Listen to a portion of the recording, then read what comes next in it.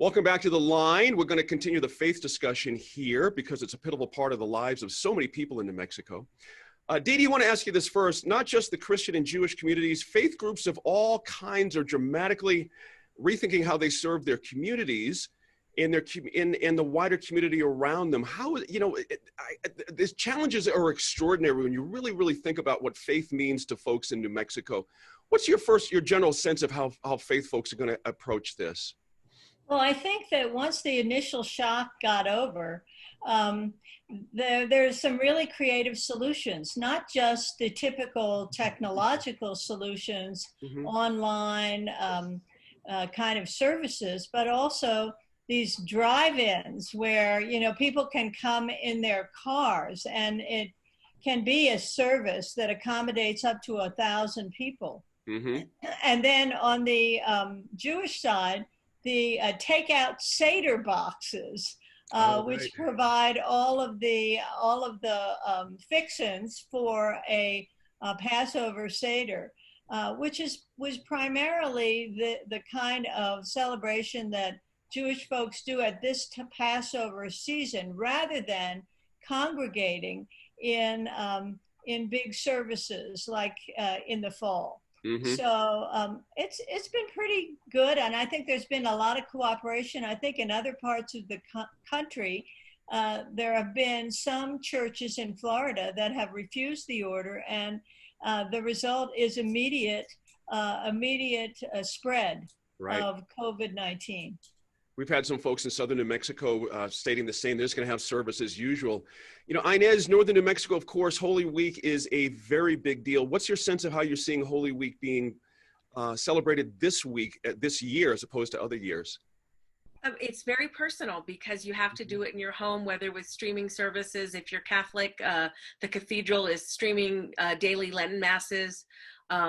Different churches are going to have their Triduum services because today's Holy Thursday. It's one of the most important days of the church year, going to Good Friday and then the Easter Vigil.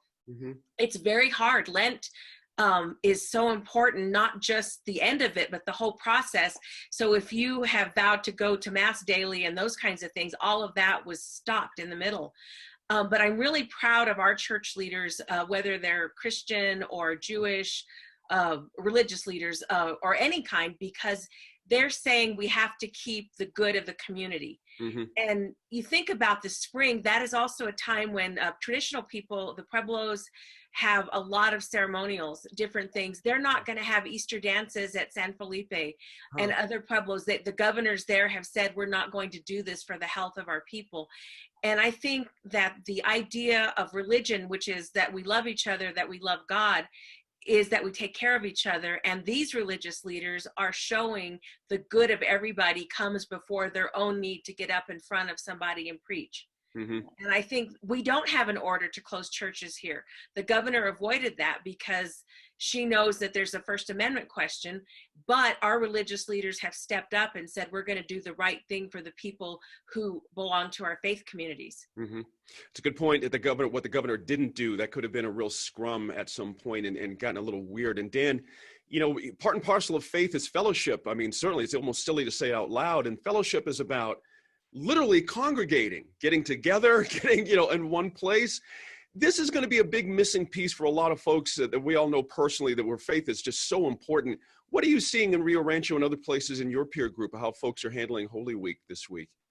So the governor didn't give a mandate that churches close, but she did say you can't have groups of more than, now I think it's 10 people. Right, 5, yeah. 5, so it's pretty hard for any type of a church to meet. And I think they all took that as a meaning that they should not be meeting. Plus, I don't think anybody wants to be responsible for spreading the virus. So, there's a lot of virtual stuff going on. I mean, churches were already moving in that direction. We've been making fun of televangelists for 20 years now. And, they're going to be making a resurgence. I noticed a lot of local churches have stepped up their game with technology so that they can have their services online, which in the past they normally wouldn't have done that. So I think this is going to be another example of, the stuff we were talking about at the very beginning about kind of a systematic change in our lifestyle. I mean, are we going to get up and go to church ever again? Or are you going to get up in the morning and flip on services and watch them from the cathedral or watch them from, it seems like this may become a more acceptable way Right. of attending church now that this has occurred. So it's going to be interesting to see if churches can bring people back in to actually attend services versus watching them online. But, everything's been the same, I think, as far as Rio Rancho. We've 20 got seconds. Mhm. we got as many churches as we do car dealerships. So we're packed, ready to go. Yeah. Hey, thanks to you guys all once again for hopping online. I know this is a bit of a challenge to do it from home a little bit, but you guys were brilliant today. I really want to thank you, and please stay safe. You too.